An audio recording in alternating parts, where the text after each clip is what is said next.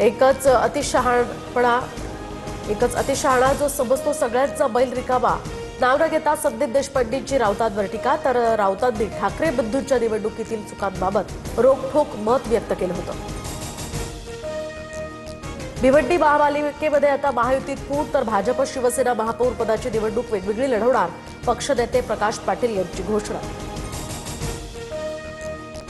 मंत्रालयातील जिरवाळांच्या कार्यालयामधील लाचखोरी प्रकरणी आरोपी राजेंद्र ढरिगे याला नाशिक रोडमधील घराची त्याची झडती, तर महत्त्वाची कागदपत्र एसीबीकडून जप्त।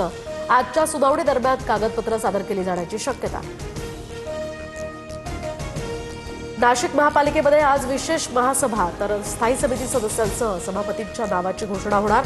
भाजपचे 9, शिवसेना आणि मनसेचे 4, तर ठाकरे आणि काँग्रेसचे 2, तर राष्ट्रवादीच्या 1 सदस्याचा यामध्ये समावेश।